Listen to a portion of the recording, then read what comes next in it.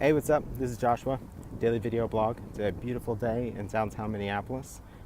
Really nice and fall kind of weather. And we're going to record a new video about motivation and crafting addictions and doing big projects. So yesterday I was sitting around the house, I was doing some work, and I decided I really needed to get some exercise. I either needed to go skateboarding or go for a run, neither of which I've been doing lately. I haven't gone for a run probably about a year or more. And I realized I couldn't really go skate because I'd have to carve some time out to do that, which would be sort of difficult. I'd have to get my wife to babysit the kids or whatever, and we're both kind of around during the day on a Sunday to do like normal house stuff. So it just doesn't really work out like that. So what did I do? Okay, so I decided to go for a run. I asked my 2-year-old if she wanted to go for a ride in her stroller, and she was super excited about that. So that was like win number one. I kind of hoped that what would happen is I'd go for a run and she'd fall asleep, but I was not so lucky.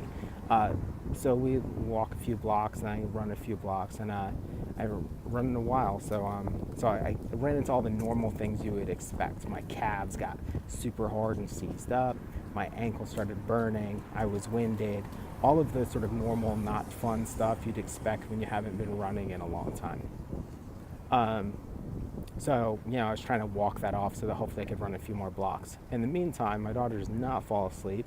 Instead, she starts requesting to walk, which, if you have ever been around like a 2.5-year-old, they are hyperactive and difficult to control, but they are also extremely slow. They are only fast when there is immediate danger that they are gravitating towards. So they're very fast when there's a knife on the counter that they want, but if you need to walk one block, expect it to take 15 minutes.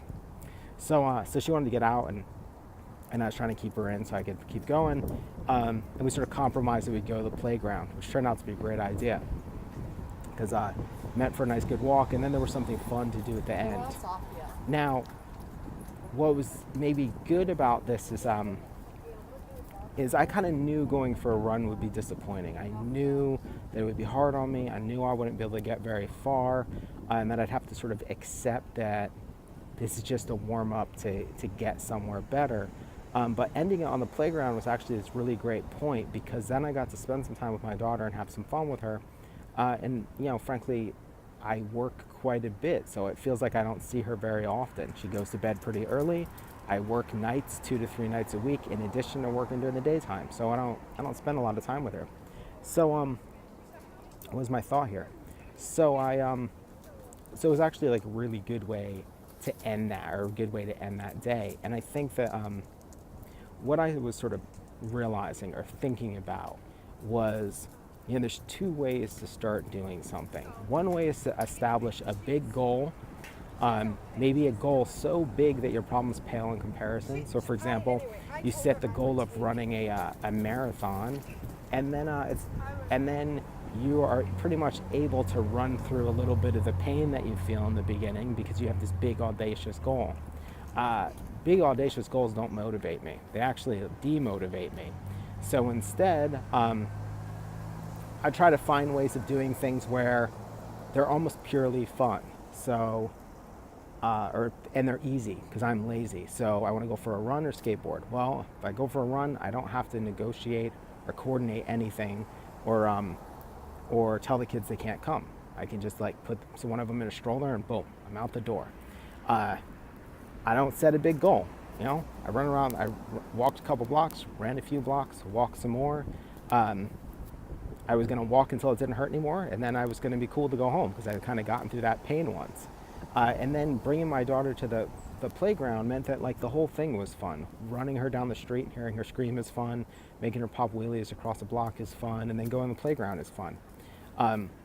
Doing it that way, where I've gotten what I need out of it, but the entire thing is fun and it's a way to spend time with my family, ends up being this thing where it's an enjoyable experience. It's not the grind of going for a run.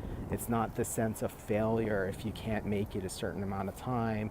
I'm not trying to track myself against some massive goal. I'm just trying to find a way to inject something I enjoy into my day-to-day life in a way that makes sense. And I treat kind of everything the same way. So I'm out here doing a video, It's on my lunch break. My lunch break is built into my day. It's a good excuse to go for a walk that I might not go for ordinarily. I'm going to reward myself with a nice coffee by the time I get to Moose and Sadie's. Shout out to Moose and Sadie's. My photography practice is the same way.